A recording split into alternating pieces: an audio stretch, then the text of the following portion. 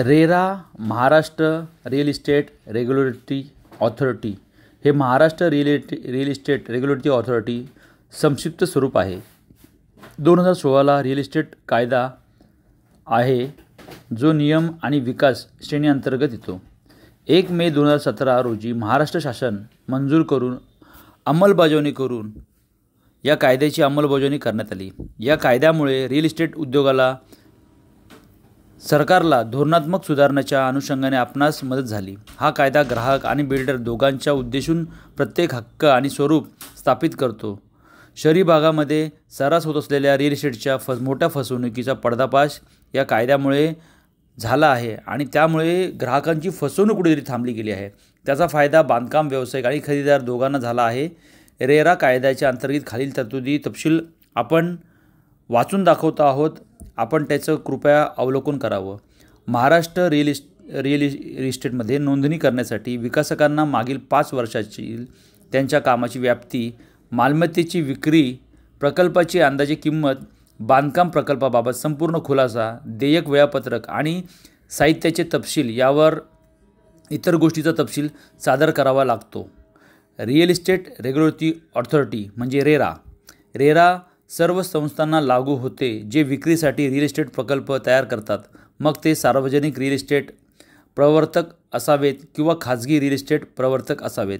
RERA हा 500 square मीटरपेक्षा जास्त जमीन असलेल्या रिअल इस्टेट प्रकल्पाची आवश्यकता आहे किंवा 8 पेक्षा जास्त युनिट्स नोंदणी करावी. Prospective email, online offline marketing आणि कोणत्याही स्वरूपाची प्रसिद्धी सह रिअल इस्टेट प्रकल्पाच्या जाहिरातीमध्ये प्रकल्पाच्या महारेरा नोंदणी क्रमांक समाविष्ट करणे किंवा QR कोड बंधनकारक आहे. कराराचे उल्लंघन झाल्यास जैसे की चुकलेल्या अंतिम मुदत किंवा खराब वितरण विकासकांना वाटप करणाऱ्या भरपाई देणे आवश्यक आहे.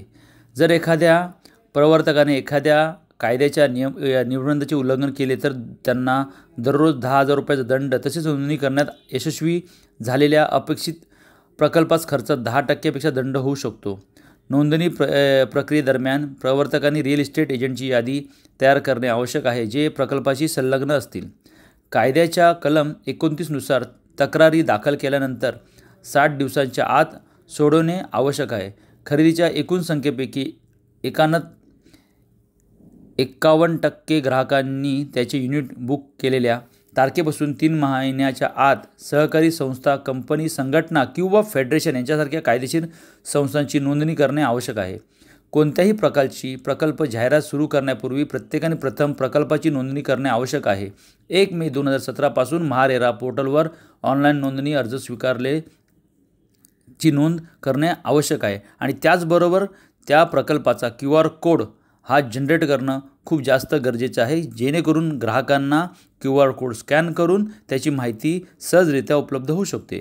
कायद्याच्या नियमाचे पालन करून प्रत्येक नोंदणीकृत प्रकल्पाच्या नोंदणीकृत टप्प्यातील अखोल खाते असणे आवश्यक आहे. कोणत्याही फ्लॅट, अपार्टमेंट किंवा इमारतीची विक्री किंवा खरेदी सुलभ करण्याचा इरादा असलेला प्रत्येक रिअल इस्टेट एजंट असे की जो नोंदणीकृत रिअल इस्टेट प्रकल्प आहे जो प्रवर्तकाद्वारे महाराष्ट्रातील कोणत्याही नियोजक क्षेत्रात विकासला जाऊ किंवा जे त्याने व्यक्तीने कार्य करतो. कोणत्याही फ्लॅट, अपार्टमेंट किंवा इमारतीची विक्री किंवा खरेदी सुलभ करण्यासाठी कोणत्याही व्यक्तीने उसे की प्रकरण असेल प्रवर्तकाद्वारे महाराष्ट्रातील कोणत्याही नियमन क्षेत्रात विकले जाणारे नोंदणीकृत रिअल इस्टेट प्रकल्प असल्यास अर्ज आवश्यक आहे. Maharashtra real estate